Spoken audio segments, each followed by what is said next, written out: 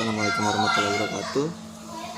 Nama saya Muhammad Aksan Bakti, Fakultas Hukum 2018. Saya akan menerangkan tentang hukum perdata internasional dengan dosen yang diajar dengan dosen bagian Hafiz Juanda SHLL MCLA. Semoga kita semua dalam lindungan Allah Subhanahu wa taala. Materi saya di sini definisi hukum perdata internasional dan unsur hukum perdata internasional. Saya akan menerangkan menurut Prof. Dr. Mukhtar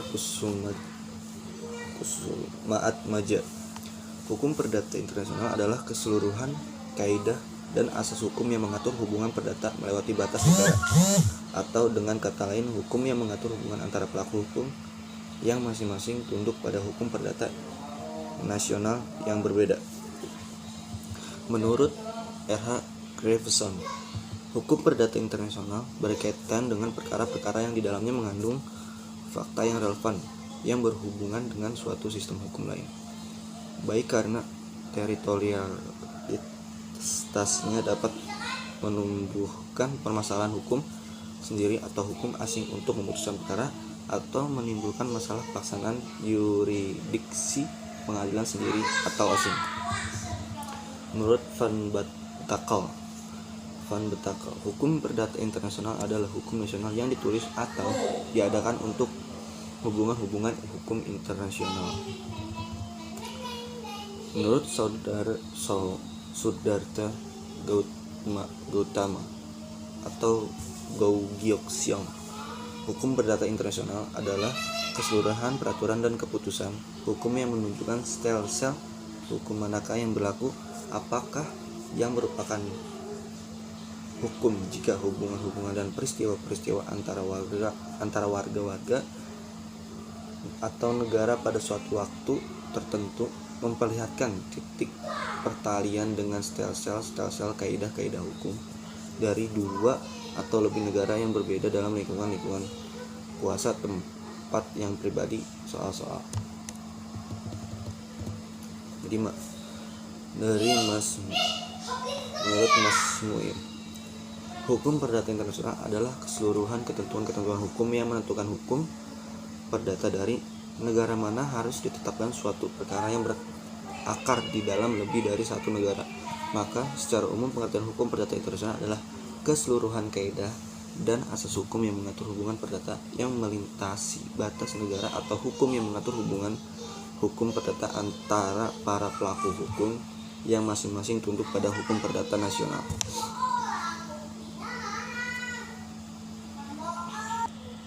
Lanjut lagi ke unsur-unsur hukum perdata internasional yang sudah saya ada. Pertama, titik taut primer adalah unsur-unsur yang menunjukkan bahwa suatu peristiwa hukum merupakan peristiwa hukum perdata internasional dan bukan suatu peristiwa hukum internasional. Jadi titik taut primer adalah titik taut yang membedakan hukum perdata internasional dari peristiwa hukum internasional. Oleh sebab itu, titik taut primer juga dinamakan titik taut pembeda. Contohnya, dua orang Indonesia, salah satu pihak kantornya berdomisili di Indonesia, pihak lain kantornya berdomisili di London, mengadakan perjanjian ekspor-impor. Dalam perjanjian ekspor-impor tersebut ditentukan bahwa hukum yang berlaku adalah hukum Inggris.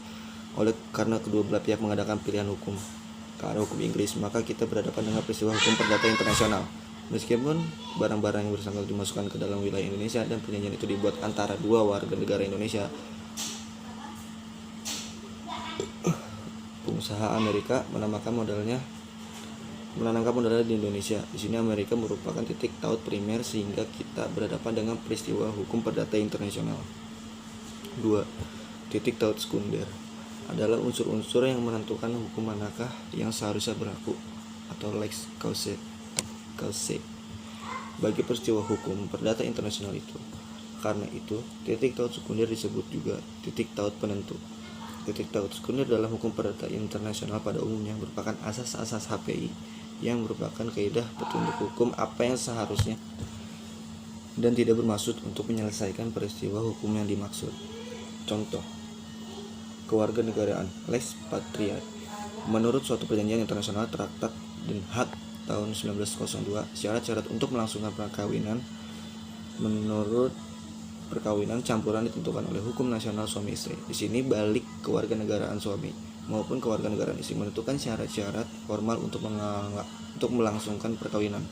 Maka baik kewarganegaraan suami maupun kewarganegaraan istri merupakan titik taut penentu. Di sini kita menemukan titik taut rangkap atau titik taut kumulatif. Ada domisili, lex domisili. Pasal 13 domisili, lex domisili. Pasal 131 IS, pengertian domisili adalah tempat sesungguhnya seseorang hidup sehari-hari, sehingga kemampuan dan hak pribadinya dipandang sebagai suatu yang erat hubungan dan ikatan batinnya dengan tempat tinggal dan keluarganya. Domisili merupakan titik taut penentu apabila negara yang menganut sistem domisili mengatur bahwa hukum yang seharusnya berlaku adalah hukum di mana para pihak atau badan hukum tersebut berdomisili. Lex domisili matrimonium asas HPI yang menyatakan bahwa hukum yang berlaku adalah hukum di tempat kediaman tetap setelah perkawinan. Tempat atau letak benda, situs rei. Lalu ada tempat perbuatan hukum yang bersangkutan langsung atau ius actus. Ada tempat perjanjian dilaksanakan atau iucus solutionis. Ada maksud para pihak atau pilihan hukum.